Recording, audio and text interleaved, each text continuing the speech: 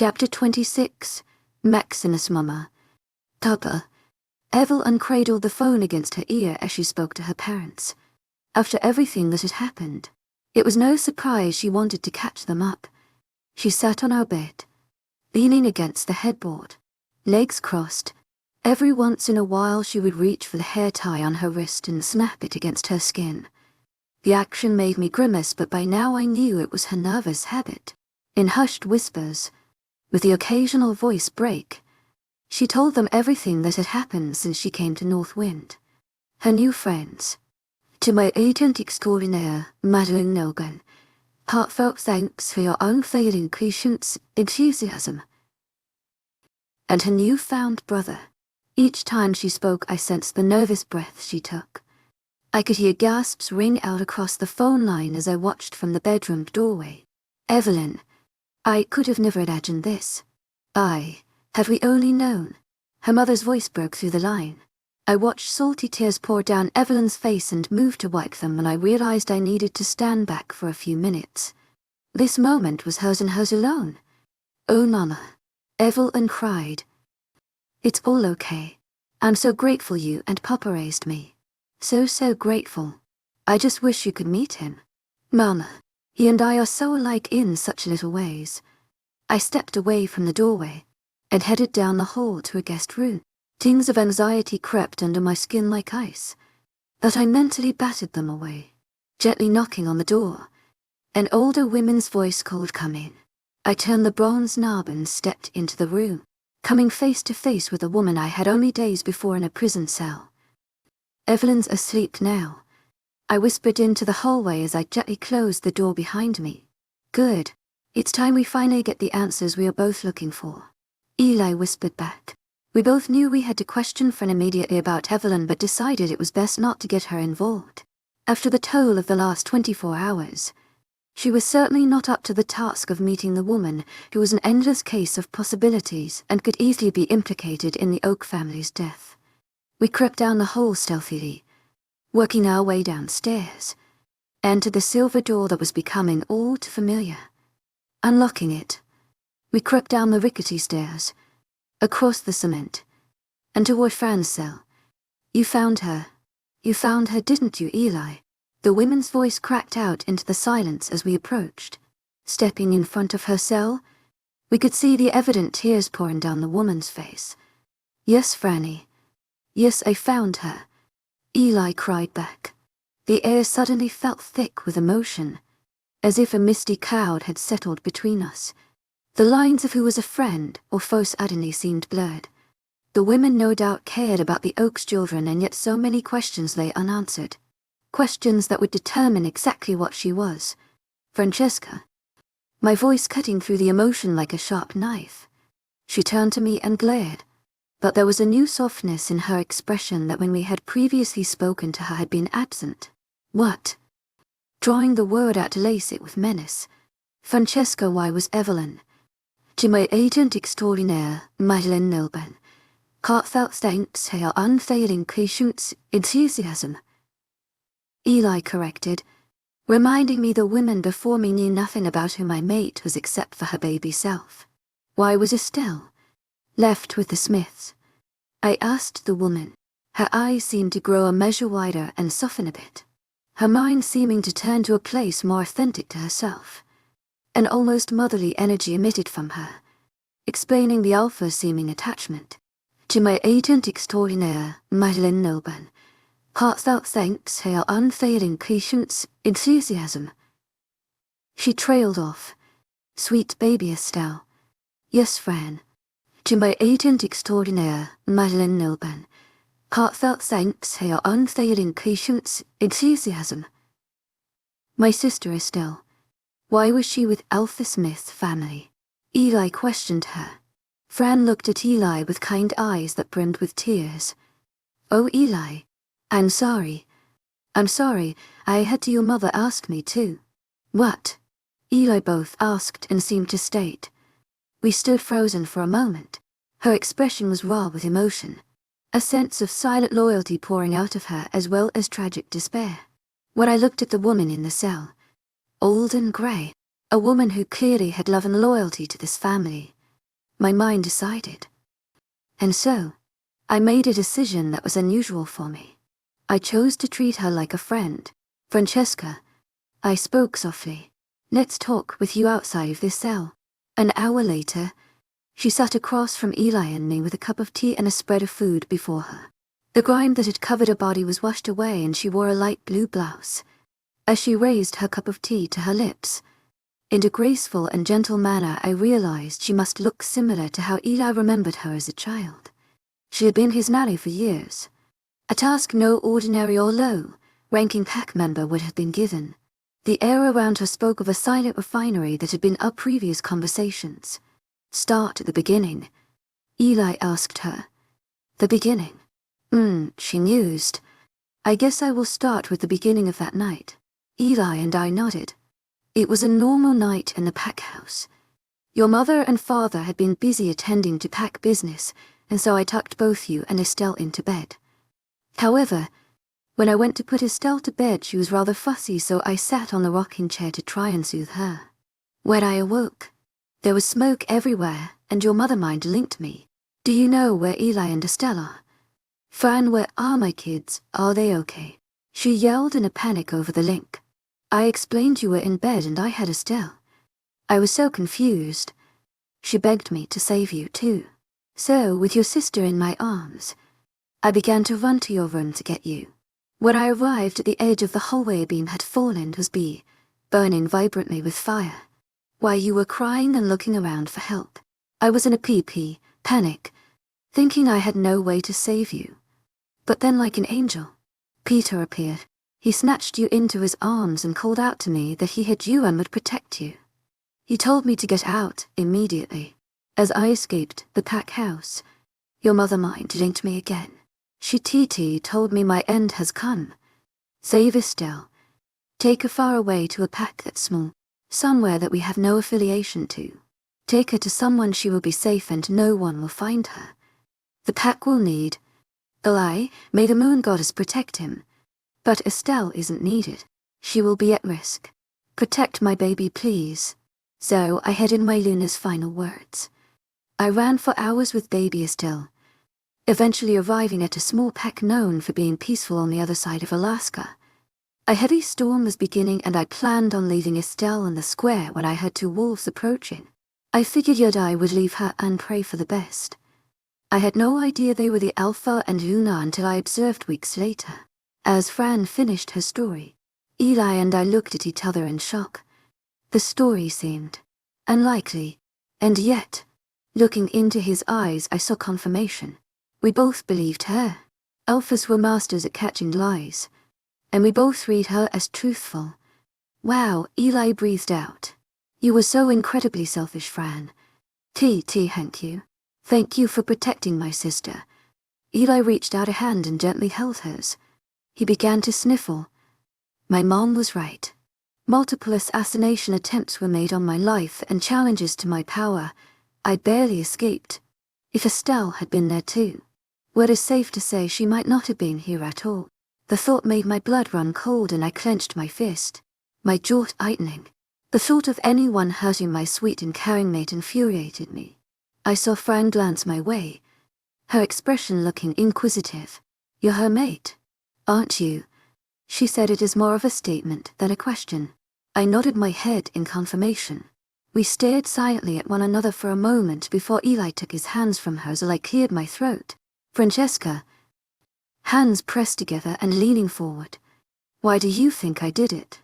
What motivation would a 6-year-old have? Her eyes became downcast, and a perplexed look crossed her features as if no one had ever questioned her mindset before. Suddenly, her eyes appeared to be raw with emotion and her voice hoarse as she answered me.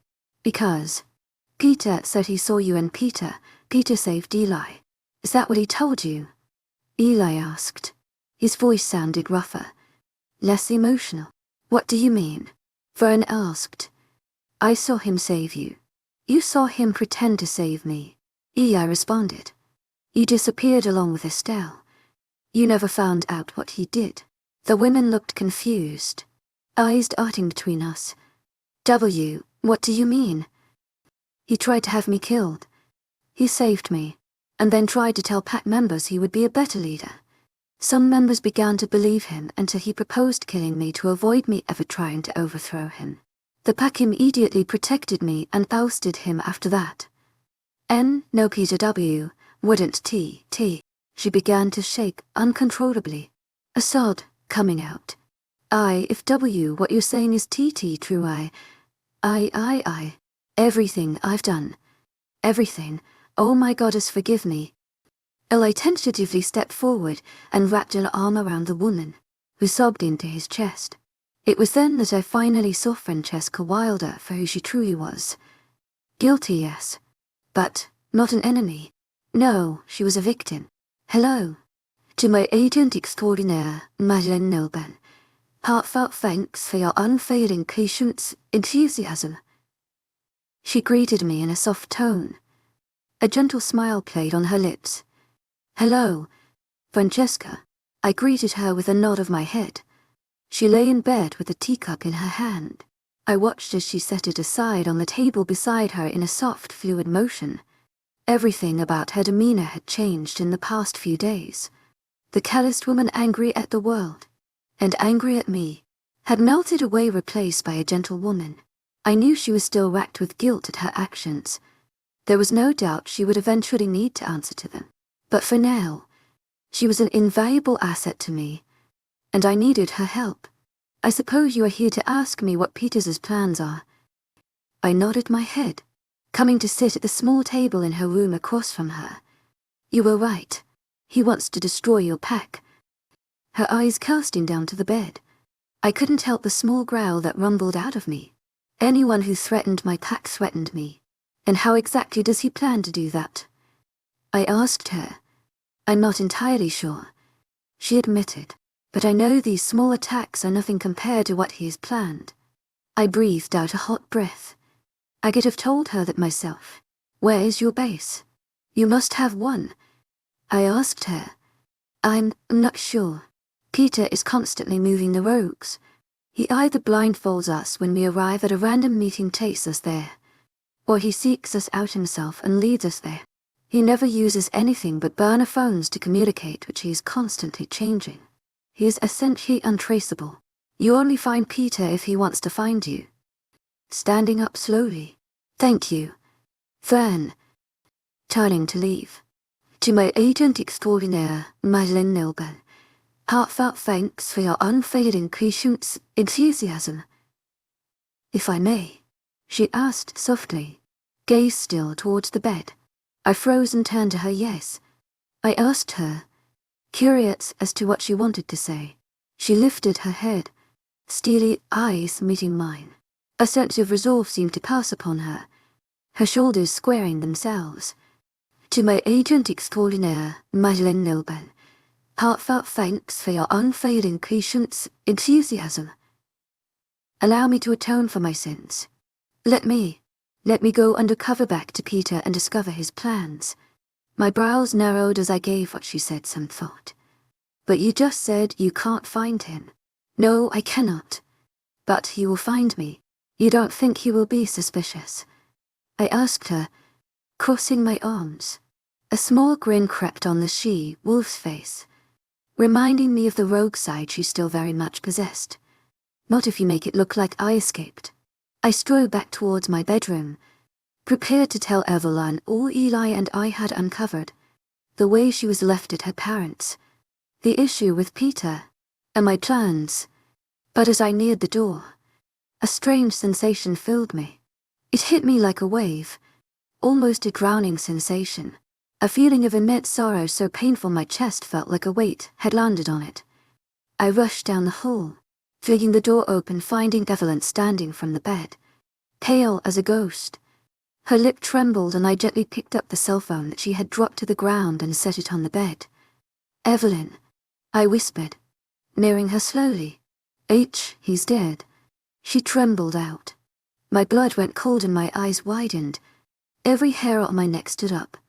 To my agent extraordinaire, Madeleine Nilben. Heartfelt thanks for your unfailing patience, enthusiasm. I asked, stepping towards her, gently placing my hands on her rigid shoulders. Who is dead?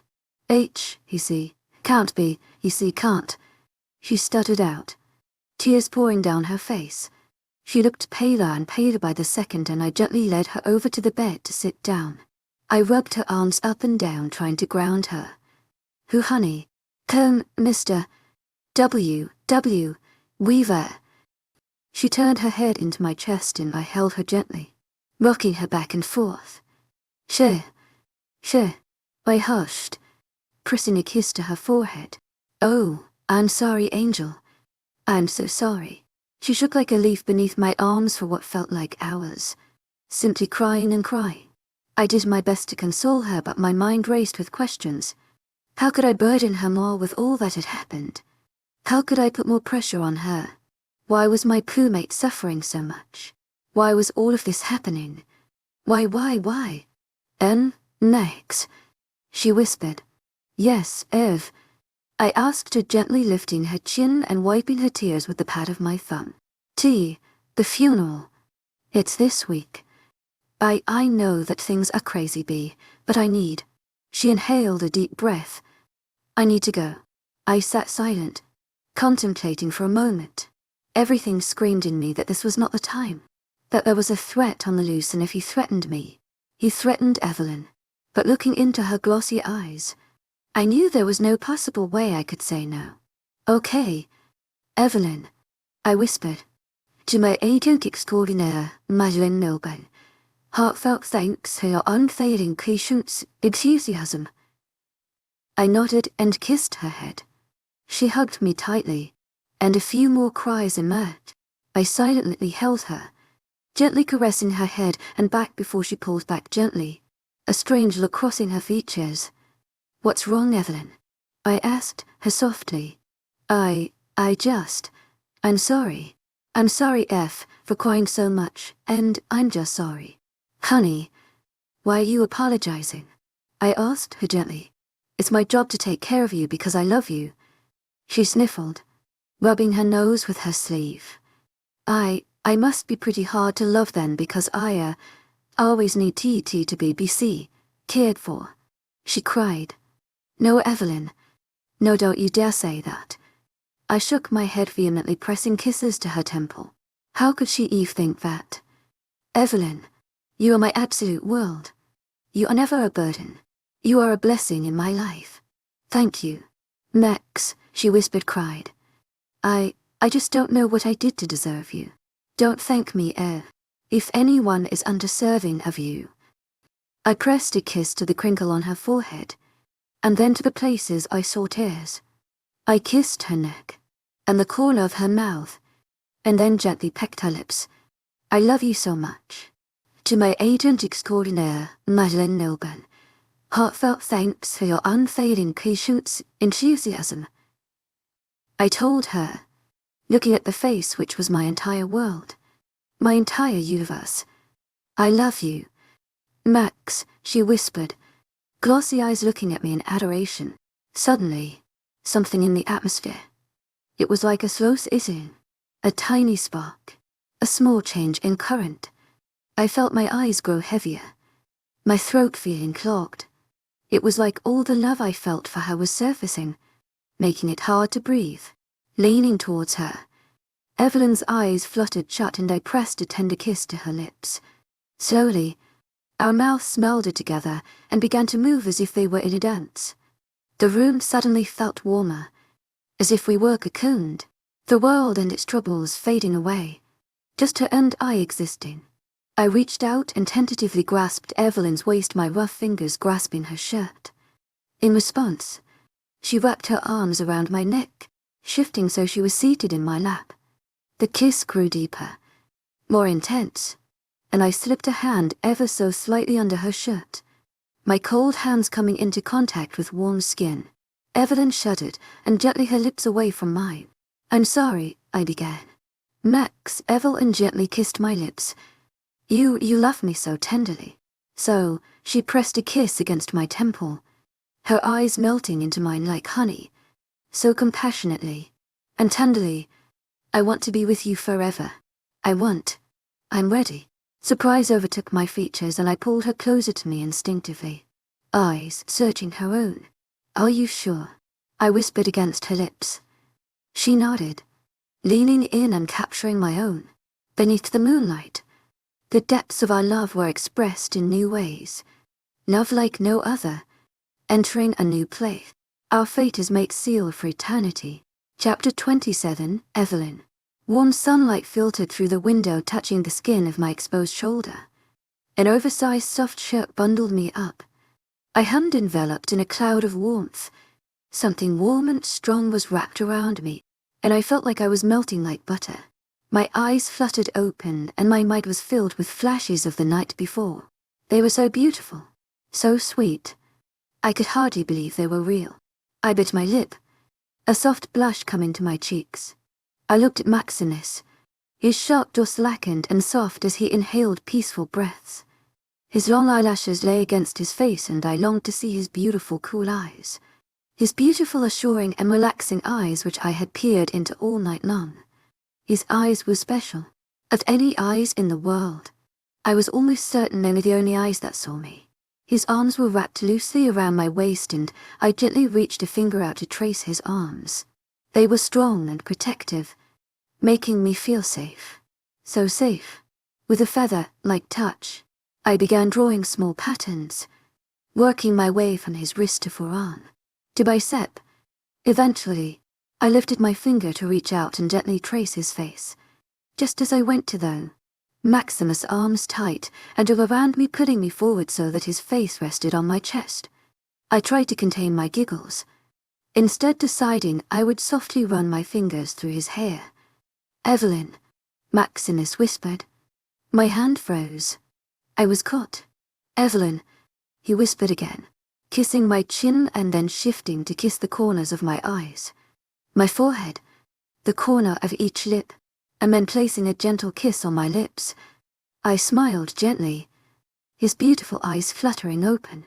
My beautiful mate, saying the words as if he was in awe of them, as if he didn't believe them. My handsome mate, I whispered back. My eyes searched his face, trying to remember every detail, every perfection and imperfection. Hey, Maximus whispered, eyes trying to find mine. What are you thinking in that big, beautiful mind? I smiled gently, eyes landing back on him. I'm trying to memorize you. Memorize me. He chuckled. His voice was husky from having just woken up. I want to know your face like the back of my hand. To know every intricate detail of your face. A smile tugged at his lips, and he leaned in to kiss me again. His lips seemed to smolder me in love and adoration. Between kisses, he whispered against my lips, I love you. I hummed in response. Oh, Maximus, I love you too. My suitcase rolled across the cobblestone outside the pack house, bumping across each stone. Each bump was like a painful reminder I was stepping away from my life, my mate, my newfound family. Maximus walked beside me, hand on the small of my back, a reminder he would be with me until the very millisecond we had to part ways. He had insisted on helping me with my bag, but I had shaken my head and laughed at him. Winter was waning, and the snow was occasionally melted. I was lucky today was one of those days. As we approached a large black SUV with tinted windows, Max's hand eased off my back, as if he wished the further back his hand went the slower I'd walk. The driver's door slammed closed and Gamma's Xerxes walked around the car, opening the trunk and taking my bag from me. Maximus refused to let me leave without some form of protection. Max, voice breaking, revealing my inner turmoil. He immediately took me into his arms, chin resting on my forehead as he gently shaped me. Tears poured down my cheeks silently as he held me. I loved this man with my entire being. How could I leave him if even for just for days? For days felt like a lifetime. It felt suffocating, like the air would be stolen from my lungs for each day that passed. Max pressed a kiss to my forehead and then stepped back, taking my face into his hands. I watched as gentle tears poured down his own face, his eyes swimming with turmoil. Ev, he whispered, promise me you'll be safe. Promise, I whispered. He wiped my tears with the pads of his thumbs, taking my chin into his hand. He tilted it and leaned down to capture my lips. The kiss was soft and tender, mixed with salty tears. Pulling away gently, he rested his forehead against mine. Our eyes both closed. I love you. I told him. I love you. Too so much. We pulled away and I wiped some more tears across my sleeve. Maximus opened the car door. He held my hand as I got in, and reached across my seat to buckle me. Most would have found it unnecessary, but I knew Max simply wished to extend our time and show his love for me in each movement. Love, kiss. You kiss. I told him. I'll see you soon. I smiled softly. Not soon enough. Max grumbled. But yes, I will see you. To my agent extraordinaire, Madeline Nilben, heartfelt thanks for your unfailing patience, enthusiasm. He closed the door and I sighed as Gamma's Xerxes started the car and began to drive. I looked out the window, waving at Max as he stood in the driveway. Despite the stoicism of his figure, I didn't miss the singular tear that streamed down his face. Slowly his figure grew smaller until he all but faded from view. Turning my head, I looked out at the long road ahead, each sec and taking me further and further away from the man I loved. The car ride was silent. We passed across the landscape of Alaska, moving down in elevation from the mountainous surrounding of night, wind down to more level ground. Millions of trees and the creatures which inhabited them served as my personal movie as we passed by. Suddenly, a break in the atmosphere came when Gamma's Xerxes phoned in. He glanced at it, and I could have sworn a ghost of a smile passed on his ebony lips. Luna. The term which had felt so foreign to me a few months ago suddenly felt fitting. It felt like a part of me, yes. Your mate would like to know you are doing okay. He spoke matter-of-factly. This time I caught the grin that played on his face. Despite the Gamma's stoicism, he truly was a softie on the inside. Thank you for letting me know. I spoke trying to sound just as serious, but he but off in a fit of quiet laughter. I heard someone was concerned about me. I texted Max. Concerned? Bisha. Who on earth would say that? Wow, and here I was thinking of what a wonderful mate I had. That's unfortunate. No, I am super concerned, absolutely concerned, love you, concernedy. Not scary concerned. Just a little concerned. I began to laugh in the back of the car, causing the Gamma to glance at me in the rearview mirror. Something funny. Just Max. I left. The Alpha. It's being funny. Gamma's Xerxes asked. This time I could tell he was being dead serious, which only made me laugh more. I'm fine. Honey. To my agent extraordinaire, Madeline Nilben, heartfelt thanks for your unfailing patience, enthusiasm. Okay. I just love you. I know, honey. I love you too. Looking at Gamma's Xerxes, I decided to attempt to engage the warrior in conversation. I wanted to liven up the ride. So Gamma's Xerxes. I began. The warrior looked at me with raised brows in surprise. Tell me about yourself, you. You want me to tell you about myself? He repeated slowly as if no one had ever asked him that before. Knowing his personality, the thought he truly might not have seemed realistic. Yeah. Like, where were you born? What's your family like? Do you have a mate? Etc., I said. Well. The Gamma began, looking rather uncomfortable. Oh, I'm sorry, you don't have to tell me if you're uncomfortable. I quickly said. I was just hoping to learn more about you. No. He took a deep breath. Well, I was born in Ghana. I repeated, a smile painted across my face. What was that like? Well, I was born in the midst of the Second Liberian War. It was gruesome. And for us werewolves, well, they turned us into soldiers. Even children like me. At the age of 6, I began reigning as a gorilla. My smile immediately faded. Oh, Caleb. I spoke softly. The Gamma looked surprised by my use of his first name. I'm so sorry. In the most militant way a person could. Shoulders tight and squared. It is what it is. When I was 10, I escaped and came to the US. My father was the chief of my pack in Ghana and he had connections here. One of them was the Alpha's father. Oh, but what about your family? I asked in almost a whisper. I was scared of how he might respond. Dead. Oh, and so? Don't apologize. He cut me off, jaw clenching slightly. People always apologize. It's not necessary, though. It is in the past.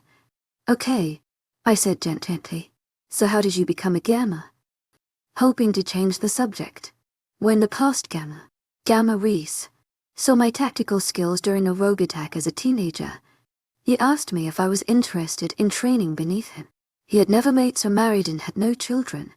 He became a kind of surrogate father for me. Gamma Reese is my family.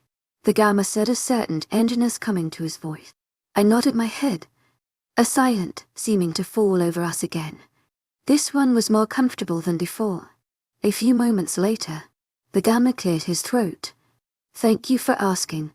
Luna, he spoke almost nervously. Thank you for telling me. I smiled gently back. Nervous excitement flooded my entire being as we rounded the corner down the street. Rows of homes in which I knew every resident came into view, and before I knew it we were arriving at a place I had known my entire life. My little white house. Two smiling faces standing on the porch came into view, and before Caleb could stop the car I was swinging the car door open and bolting toward them. Mama, Papa, I yelled in delight. They smiled widely at our arms, their loving embrace as sweet as honey. Oh, Evie, my dad whispered into my hair, kissing my forehead. My sweet girl. Mom cried as she held me tightly. The past 2 months had been joy-filled and at the same time. There was nothing like a parent's loving embrace. They held me close and I smiled, my eyes tightly shut, just basking in their presence. Oh, my sweet girl. My mom smiled, placing a hand on my face. You have to catch us up on life. She guided me into the house as my dad walked down to greet Gamma's Xerxes. Casting a glance over my shoulder, I watched my father give the Gamma a firm handshake before leaning in and whispering. Before I could question it, my mom was dragging me into the house, wanting to hear every detail I hadn't gotten to tell her about my past few weeks of life. The next morning, I woke up in my childhood bed, a fluffy comforter enveloping me. I had tossed and turned the night before, despite the bed's plushness. It was funny how a bed that had been my escape and most comfortable place for years could suddenly become incredibly uncomfortable because it lacked one thing, Maximus. Rolling over, I sat up with a groan, tossing the covers off of myself. The cold morning air net my skin, making it prickle, and I was hit with a wave of nostalgia. So much had changed in such a small amount of time. Looking up, a mirror which hung across the room greeted me with a lovely image of my sleepless self. My hair sat upon my head, a tangled mess, and my eyes looked hollow and sunken. I brushed some hair out of my face with my hand. Standing up and stretching, I made my way to the bathroom, knowing I needed to get ready. A pit formed in my stomach. Today was the funeral. Rather than embrace the friends I hadn't seen in weeks in excitement, I would be embracing them in mourning. Stepping into a hot shower, I tried my best to calm my mind, yet it ran wild, as I thought of the sweet man that would be eternally missed. Each thing I did to get ready felt like a weight, taking me down further as I approached the dreaded event. Finally dressed, I wore a black dress that wrapped around my waist and tied in the back alongside a pair of new heels. My hair was gently curled with light makeup on my face. Looking in the mirror, I took a deep breath before heading downstairs. My heels clicked against the stairs, signaling my arrival, and I walked into the kitchen, meeting my family's gaze. To my agent extraordinaire, Madeleine Nobel, heartfelt thanks for your unfailing patience, enthusiasm. Mama, I spoke gently. The air in the room felt stifling. To my agent extraordinaire, Madeleine Nobel, heartfelt thanks for your unfailing patience, enthusiasm. To my agent extraordinaire, Madeleine Nobel, heartfelt thanks for your unfailing patience, enthusiasm. My mom smiled gently. She wore a maxi black dress, her blonde hair tied back into a low bun. She stood by the stove cooking pancakes and omelettes. To my agent extraordinaire, Madeleine Nobel, heartfelt thanks for your unfailing patience, enthusiasm. Evelyn, my dad spoke, kissing my forehead as I sat beside him at the kitchen counter. I nodded to him in acknowledgement, taking in his charcoal-colored suit. The morning went by slowly, and my family and I silently ate our breakfast. The night before we had a boisterous dinner, full of laughter, smiles, and memories. We had gotten all the happiness of reunification out of the way. Now that the day had fallen, it was like the night before had never existed. Time stood still as we all awaited the funeral. Climbing into the car, my father drove us in silence. The Gamma had stayed in the guest room all morning, giving us privacy, and had told us the night before that he didn't wish to intrude upon the funeral. Rounding a corner, my father pulled up to a brown cabin where the funeral would be held. It was to be held in Mr. Weaver's own home. Getting out of the car, I immediately spotted her. To my agent extraordinaire, Madeleine Nobel, heartfelt thanks for your unfailing patience, enthusiasm. White wisps of hair were pulled into a braid, tears poured down her face, and I watched her clutching a handkerchief.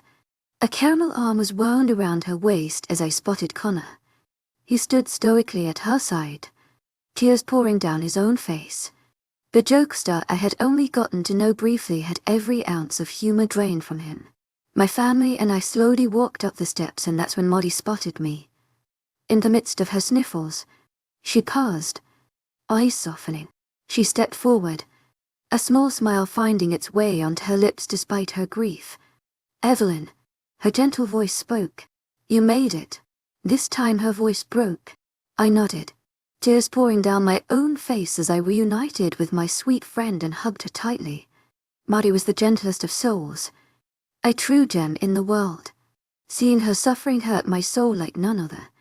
We clung to each other for a few moments, holding each other like a lifeline. "He's so missed, Mads." I whispered into her hair as I cried. So missed." She sobbed into my shoulder, nodding her head before stepping back. She dabbed her eyes with the handkerchief, as Connor reached a hand out and gently rubbed her back. "Hi, Connor," I spoke softly, casting him a semblance of a smile. "Hi, Evelyn." He smiled gently back. "I'm glad you made it." I nodded my head gently, heading into the memorial. A few minutes later, it began.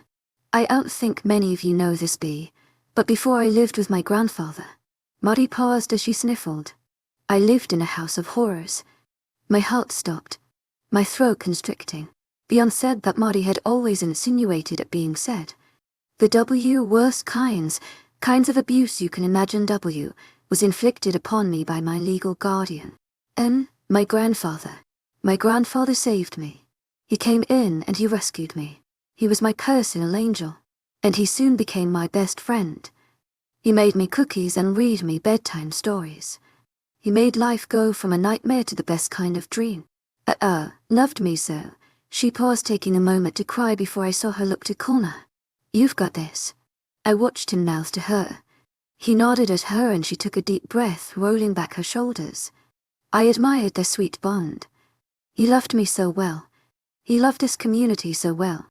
He will forever be missed, and he will not be forgotten. Forever in our memory. Oliver Charles Weaver. Tears poured down my face and everyone stood silent for a moment, simply basking in the sweet man we all knew and loved. Then, a few claps mourned through the crowd, and we all clapped as Molly smiled at the audience of our town. An hour later, we all were packed into Huck's. Mr. Huck and his family had offered to cater the funeral for free, and so we all crammed into the little coffee shop and bakery, reminiscing about our dearly passed friend. EPA. I heard a vibrant voice shout. I turned only to be crushed in a hug by the beautiful Inuit girl I loved. I exclaimed, tightly hugging her. Her long black hair was tightly braided into the traditional Inuit style. She looked at me softly. "Oh, Evelyn, I have missed you. I've missed you too, sweet friend." I spoke gently. "I've missed you too." She and I pulled apart and she dragged me to a table she, Maddie, and Connor had decided on, shoving a warm huckleberry mud pot into my hands. The next few hours were spent reminiscing about the sweet man we loved and catching up on the past weeks. Kayla had decided she would be following in her mother's footsteps and becoming a pack doctor, something she was incredibly proud of. Maudie and Connor were clearly deeply in love as they held hands beneath the table, and he whispered things in her ear which made her laugh. Despite the pain of Mr. Weaver's passing, Maudie strangely seemed the most content I had ever seen her. Since Mr. Weaver's diagnosis, she had always been anxious and sleep-deprived. But, looking at her now, her pale skin was full of life, her cheeks rosy, her eyes constantly found Connor's, her lips holding a soft smile. As I watched them, I realized what a support Connor had become to Maudie, how deeply connected they were. It made me miss my own mate, my sweet Max. I wondered what he was doing now that I was gone. Likely working on paperwork and pack business as always. Thought to myself, my heart ached for him, but I held strong. I needed to not worry. I would be with him in only a matter of days. I miss you so much. To my agent extraordinaire, Evelyn Milburn, heartfelt thanks for your unfailing patience, enthusiasm. Max told me over the phone, I miss you too, so much. I told him. He had half made me promise to call him each night before I went to bed, and in all honesty, I delighted in it. How are things at the pack? I asked him. To my agent extraordinaire, Evelyn Milburn, heartfelt thanks for your unfailing patience, enthusiasm. I caught it. A moment of hesitancy. A moment where his voice caught for just a split second. Great sweetie, our investigation is going well. All will be good soon. Max eyesight into the phone. Please be honest with me. I know you're holding back. I don't want you to worry about it right now. You've got a lot going on. I promise I'll brief you when you get back. But for now, just enjoy your trip. Love. Everything will really be fine. He assured me. Okay. To my agent extraordinaire, Evelyn Milburn, heartfelt thanks for your unfailing patience, enthusiasm. I love you, Max. Love you. To my agent extraordinaire, Evelyn Milburn, heartfelt thanks for your unfailing patience, enthusiasm. Have sweet dreams. He told me, hanging up the phone. If only I could. Hours passed and I tossed and looking up at the ceiling. The faded pink I had always adored. Felt like it would never end. Like I would never escape it. The pain of being away from my mate threatened to be all-consuming. I turned from facing the feeling to facing my window, watching as moonlight dripped in through the window. As I watched it, a strange feeling started to fill me. A sinking feeling. A strange sensation that something was deeply wrong. I suddenly felt hyper, aware of the sounds around me. Crunching in the forest. The creaking of our old home. The echo of the wind slicing through the valley. As a child, these sounds brought me comfort. The wind had been a sweet serenade, yet now, it felt like it was looming over me, threatening me. Stop it, Evelyn, this is silly. The crunching is just an animal. The house always creaks and the wind will always blow. I tried to tell myself I was imaging things and being silly. Tried to convince myself.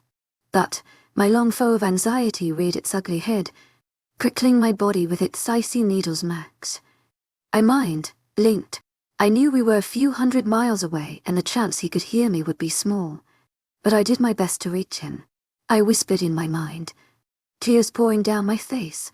I pulled my covers tighter, to shield myself from the imaginary monster of my mind. It was quiet for a few moments and I tried once more. Max, are you there? A sudden flood of emotion filled me. None good. To my agent extraordinaire, Evelyn Milburn, heartfelt thanks for your unfailing patience, enthusiasm. To my agent extraordinaire, Evelyn Milburn, heartfelt thanks for your unfailing patience, enthusiasm. Panic, and an attempt to remain calm all flooded me at once, a feeling overwhelming. I immediately realized that he had been blocking me. Evelyn, he asked, sounding almost like he was gasping. Evelyn, are you okay, Max? I asked, this time fearful for him. Max, what is going on? I'm okay. What's going on? Rogue attack. They're coming from everywhere. We will be okay. They are sending them in small numbers just from multiple places. Evelyn, I have a bad feeling. Something is off. It feels like... Honey, listen to me carefully. You need to get your dad and Gamma's Xerxes right now and stay with them. Okay, I told him, filled with panic. I immediately threw my covers off and started to dart down the hall and go downstairs to my parents' room. Are you going? He asked me. He sounded urgent and more pressing. Yes. I froze. As I turned to go around the corner at the bottom of the stairs, a man blocked my way. He had silver hair and a sharp, toothy grin. He towered over me, his cigarette smell filling my nose, making me want to vomit. It all happened in a split second, my eyes making contact with his. His eyes were dead empty, soulless, a grey colour that was contrasted by striking red. I gasped and turned to run, turned to scream. But before I could, I felt a claw rip into the flesh of my waist and a cloth clamp over my mouth. It burned my flesh, and I immediately recognized the smell my mate had once described to me, wolfsbane. Evelyn, what's wrong? Max screamed at me through the bond. Help! I sent in weakly as my vision grew cloudy. My entire body crumbled to the ground. Chapter 28, Maximus. My stomach sank as I watched the black SUV from view, blending into the forestry terrain. It was only for days. No matter how many times I told myself that fact, it didn't hurt any less. My sweet mate, who smelled like roses and lavender, who had honey eyes and a smile like the sunshine, was gone. My precious light stolen for miserable days. I tried to console myself that her being hours away would be beneficial. She would be safer and I could hopefully put a stop to this looming threat. Yet, no matter how many times I told myself that, it didn't make me feel better. I was entirely uneasy at the distance.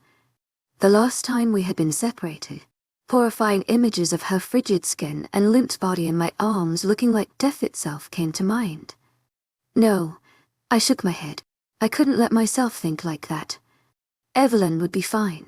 She had Gamma's Xerxes there for extra. All would be well. I turned back towards the pack house, resolved to get to the bottom of this mess. Entering through the doors, the building, which had felt rather empty the last few days, was buzzing to life. Every pack member with an inclining of ability tracking.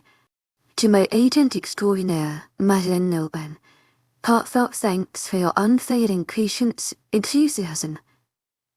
Hacking, or fighting, had filled the building. The room was so full it felt like a hive.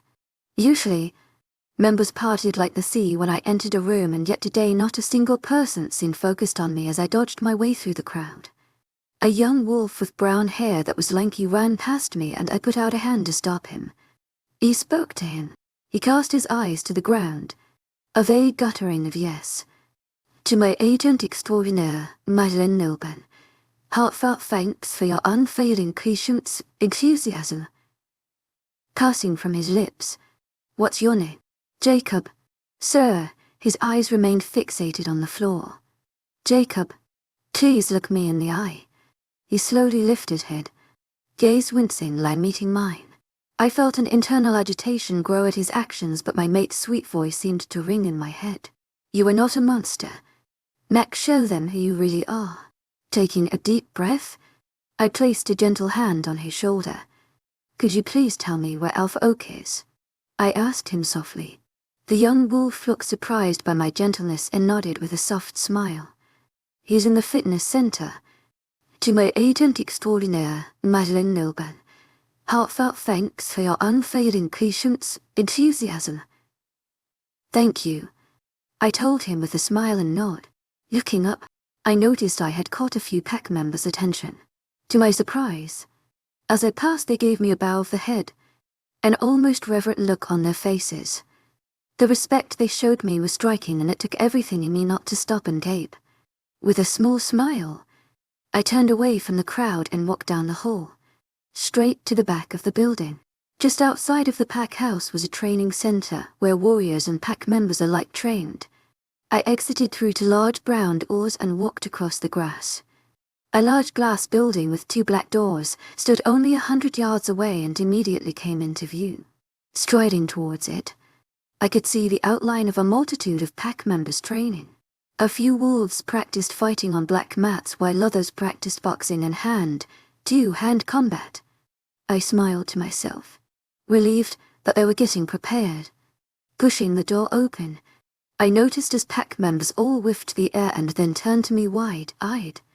They all momentarily froze before bowing my way, a multitude of alpha acknowledgements ringing out in hushed whispers.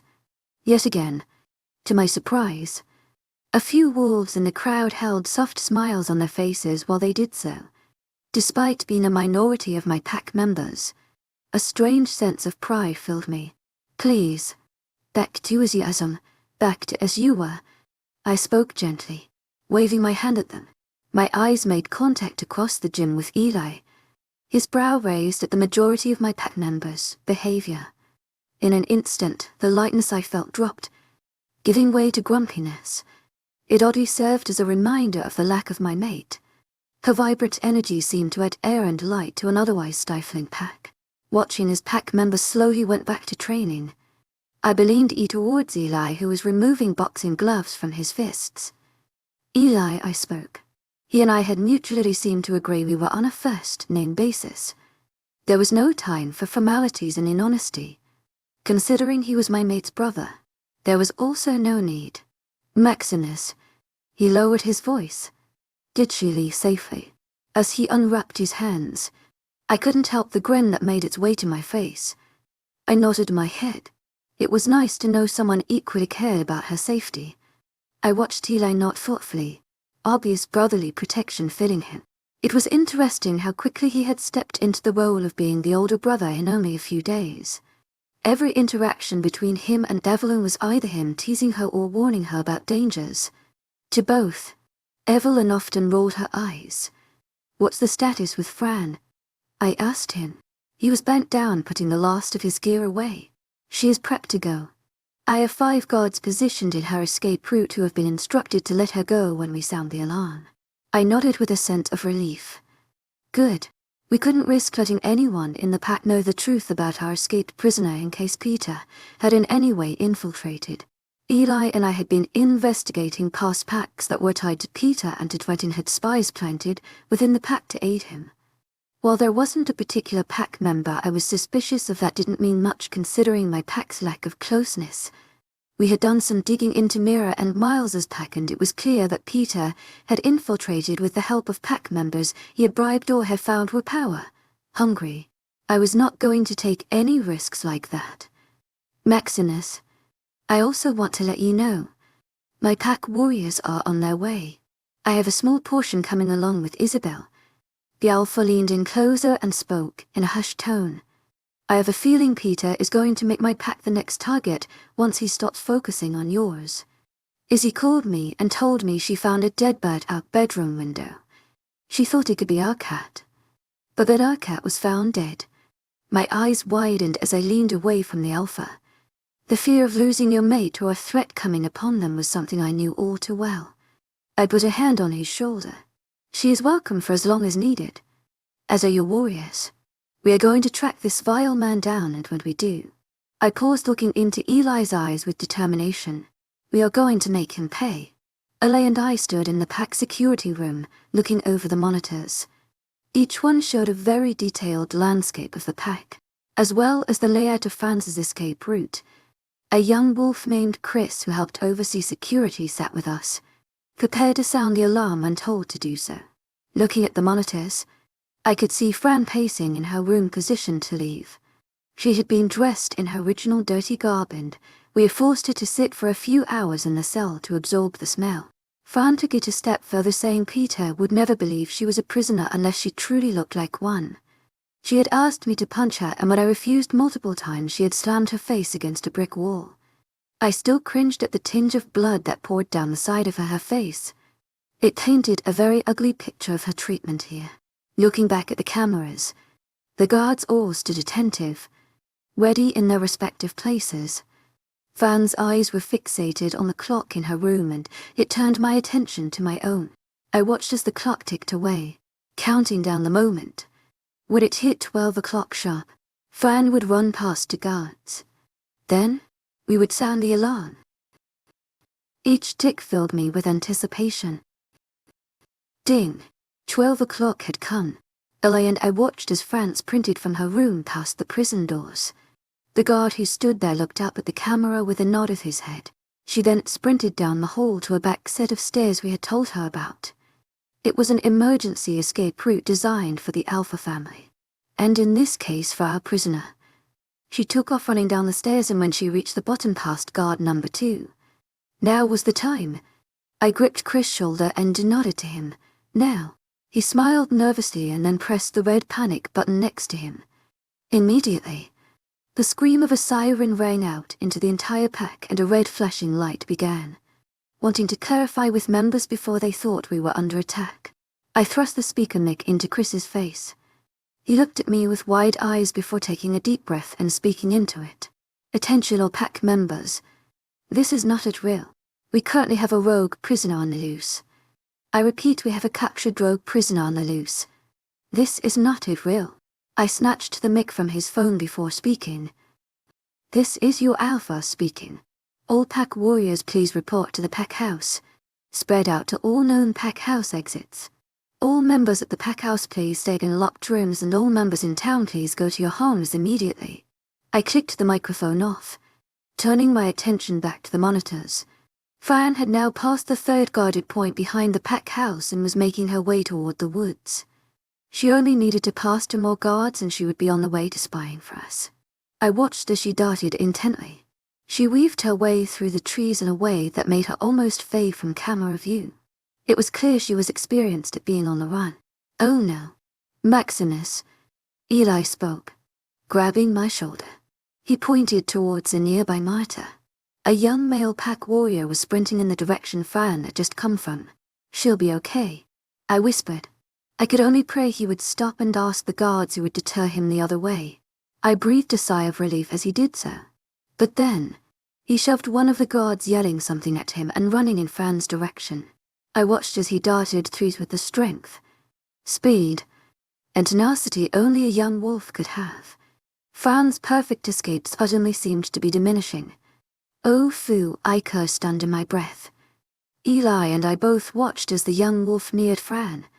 In any other situation, the young wolf would be a source of pride, but in this case, he was doing just the opposite of what I wanted. In almost slow motion, I watched him catch up to the old she-wolf, lunging at her with a clawed hand.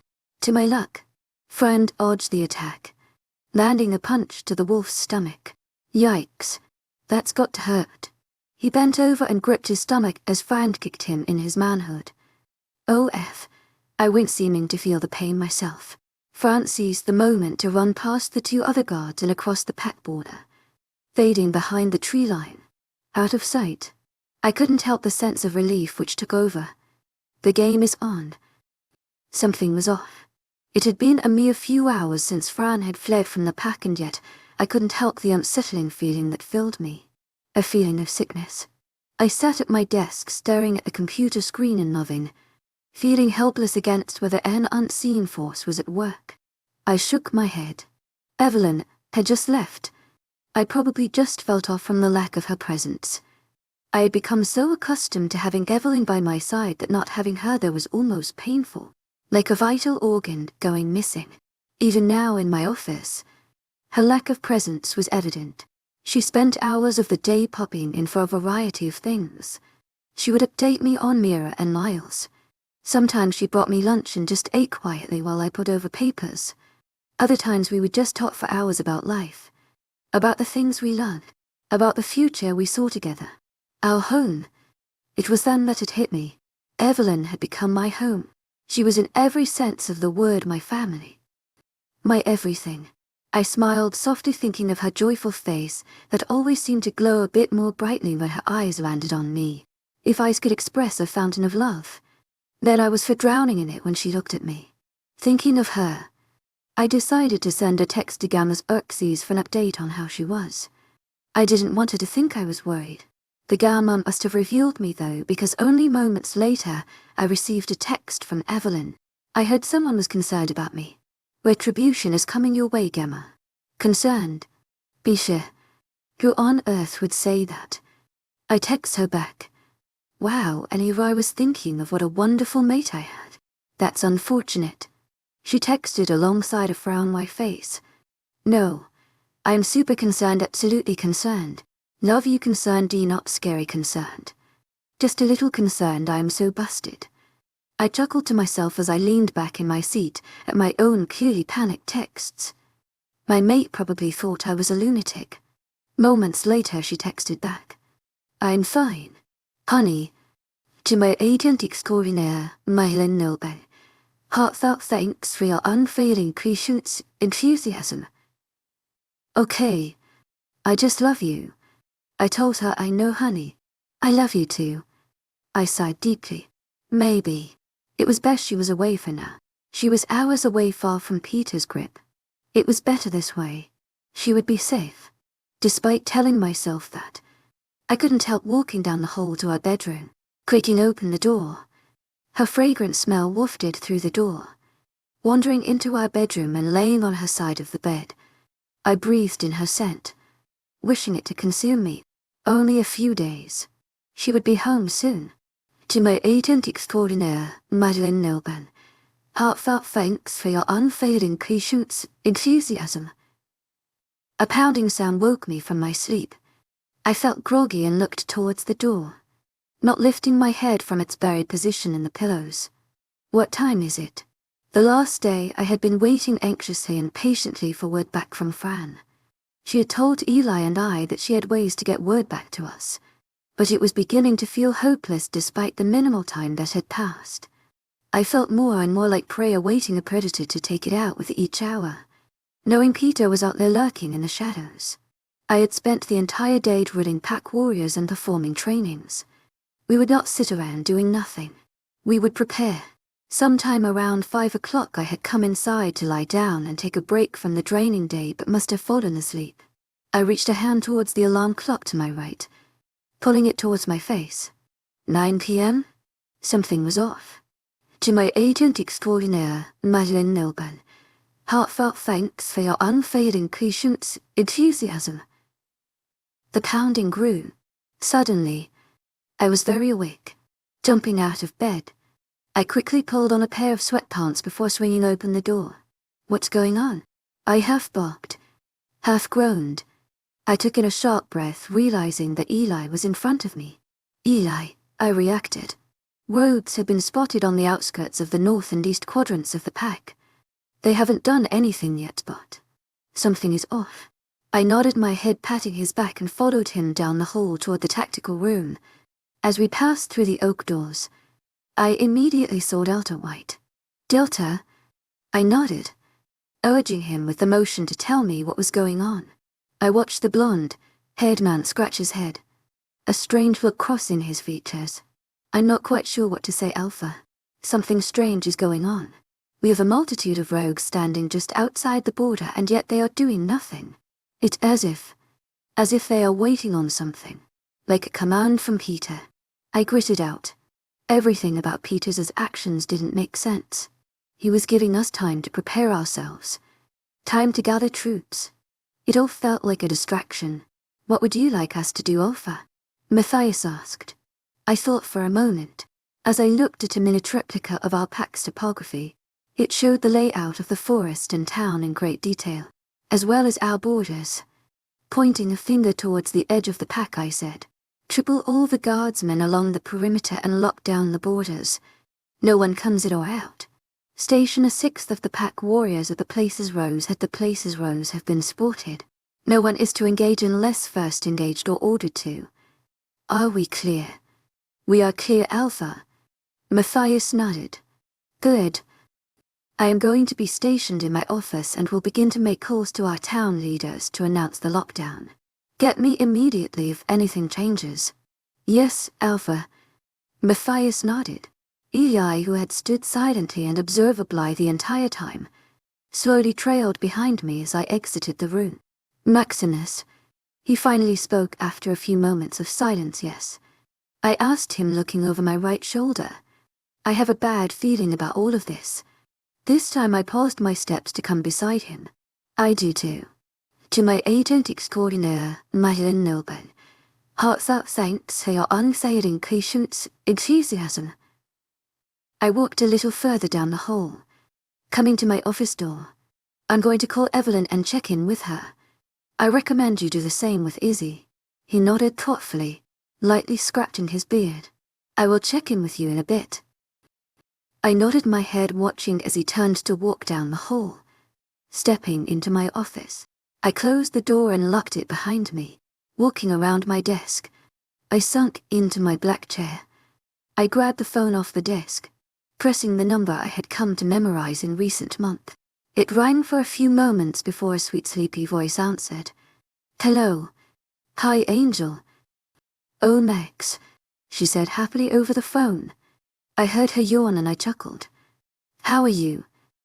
I didn't have the heart to admit to her all the stress I was under, especially knowing the funeral had been just earlier that morning. I miss you so much. To my agent extraordinaire, Evelyn, heartfelt thanks for your unfailing patience, enthusiasm. I told her. It was true. My heart ached for her. I miss you too.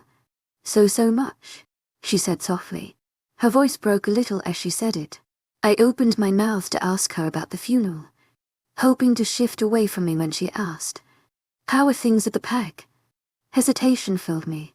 Nothing was technically wrong yet. At least nothing majorly concerning. They're great, sweetie. Our investigation is going well. All will be good soon. I hope. Max, she sighed into the phone. And I knew at that moment I was busted. Evelyn had become very in tune with me. Please be honest with me. I know you're holding back. I took in a deep breath. I don't want you to worry about it right now. You've got a lot going on. I promise I'll brief you when you get back. But for now, just enjoy your trip. Love. Everything will really be fine. I tried to assure her, but even I didn't fully believe what I was saying. She was silent for a moment and I feared she would be upset with me and insist I tell her more. But she surprised me. Okay. I love you. Max, she whispered. Love you. To my agent extraordinaire, Evelyn, heartfelt thanks for your unfailing patience, enthusiasm. Have sweet dreams, I told her. I waited a moment before hanging up the phone, leaning my elbows against the desk and burying my head into my hands. A threatening sense of dread was filling my chest, and not being at Evelyn's side to check on her was killing me. I spent the next few hours making calls to different PAC members, telling them to be careful and spread the word about the issue at our borders. Eli checked in with me at one point, letting me know Izzy was okay and the PAC warriors he had sent her with would arrive in the morning. Thinking back to Evelyn again, I decided to give Gamma's Xerxes a call. Gamma, I asked as the line picked up. Yes, Alpha. Voice raspy. I glanced at the clock on my desk and realized it was 2 in the morning. It had gone by quickly. Is everything okay there? Is Evelyn okay? Yes, she is fine. The house is quiet. Her father has extra guards posted outside the house since I mentioned everything to him upon arrival. I nodded my head, breathing a sigh of relief. Good. That's good. To my agent extraordinaire, Evelyn, heartfelt thanks for your unfailing patience, enthusiasm. I'm sorry I called. Sleep well. It's my pleasure, Alpha. The wolf had the audacity to chuckle. It's nice you are concerned about your mate. He hung up the phone, getting up from my desk and stretching my arms above my head. In the past few hours, nothing has changed. It was likely fine I go to sleep. Trudging towards the door, I reach for the handle only for the door to go flying open. What is the meaning of? I cut myself off as I took in the sight of a breathless Delta White. His hair was splayed across his face, sticking from sweat. To my agent extraordinaire, Evelyn, heartfelt thanks for your unfailing patience, enthusiasm. He gasped for air. Hutchnig forward, the rogues are attacking from all areas. There are droves of them. Where's it worse? I asked him as I dashed out of the office and down the stairs followed by him. The West is by far the worst. We have no idea where they all came from. They appeared out of seemingly nowhere, Let's go, I shouted to him. I took off on a sprint, going out of the pack house to the training center. Flying across the field, I threw the doors open. Everyone needs to report to the West Quadrant now. I shouted at the warriors who remained in the center in the late hours of the night. 30 wolves shouted yes. Agent extraordinaire, Madeline Nilben. Heartfelt thanks for your unfailing enthusiasm. As they took off running through the doors, I began to run with them, knowing I would be most needed on the front. Not bothering to take off my clothes, I shifted mid-run, allowing my body to crack into place and come into all fours, paws digging into the dirt. I flew through the forest, only running faster when the distinct metallic smell of blood came through. Suddenly, I saw everything. Rogues were coming in vast quantities. I watched as my members skillfully fought them, cutting them down one by one. There were so many wolves it all seemed to blur together in a myriad of dirt, sweat, and blood. My eyes scanned the scene for anyone who was injured or weaker pack members that needed help. My eyes came into contact with Eli's bent over figure. I froze for a moment before dashing towards him. I sprinted towards him, my paws digging into the dirt as I realized he was now kneeling beside someone. Fran lay on the ground, a gaping wound pouring blood out of her midsection. She looked disheveled, her hair splayed and dirt packed on her skin. Eli's eyes were wide as he found mine, his breathing uneven. He held a hand to the wound, obviously trying to stop the bleeding as Fran gasped, but the claw marks extended from her chest down to her stomach. I shifted back to my human form, kneeling beside the woman wide-eyed. Maximus. Eli breathed out quickly, tears pouring down his face. You need to hear this immediately. What's going on? I asked in a panic. Peter. The woman gasped for breath. He isn't attacking. Here he is going. Evelyn. What? Save her, Maximus. Save her. The woman grunted, grinding her teeth. I dropped the mental barrier I had put up to reach out to Evelyn, and before I could, her voice was pouring into my head. Max, are you there? Evelyn sounded panicked.